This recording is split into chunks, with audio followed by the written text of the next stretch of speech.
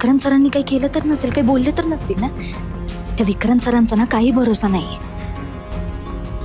राणी, हे बघा, असं काही झालं नसेल, सगळं ठीक असेल.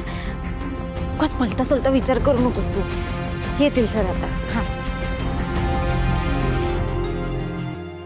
सर, किती उशीर लावला तुम्ही? केव्हापासून वाट बघते मी तुमची.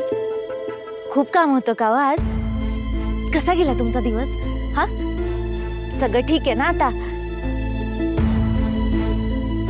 हो, ऑल गुड. हा, अरे वा, शर्टची इस्त्री तर अजून तशीच आहे, म्हणजे छानच गेला असेल दिवस. चला, बरं झालं. मला ना उगाच खूप टेन्शन आलं होतं. नको नको ते विचार येत होते, पण आता सगळं ठीक आहे ना? मग चांगलं झालं. चला, बरं झालं सगळं आता.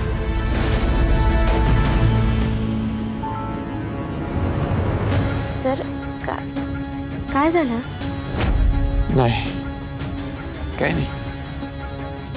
सर, माझ्यापासून काय लपवायचं? काय झालं सांगा बरं खरं खरं. दुसरं काय होणार होतं? जे एक्सपेक्टेड होतं तेच झालं. म्हणजे विक्रांत सर काही बोलले का तुम्हाला? हा, त्यांनी अपमान केला का तुमचा परत? ते कामावर येऊ नको असं वगैरे काही म्हणाले का? काय झालं सर? विक्रांत का एक्सेप्ट करेल? मी फॅक्टरीत कुठल्या तरी मोठ्या पोझिशनवर काम करणार.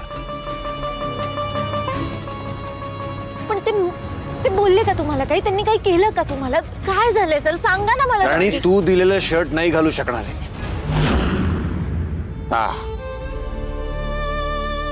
हा युनिफॉर्म आहे माझा. आपल्याच फॅक्टरीत कामगार म्हणून काम करणार आहे.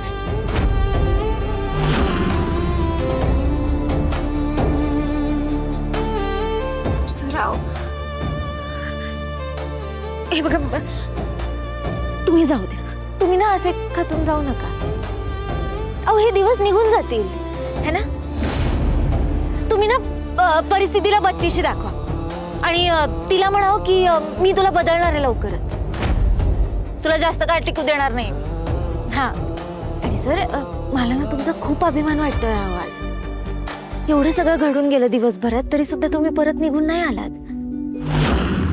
तुम्ही कामगारांबरोबर उभे राहिलात.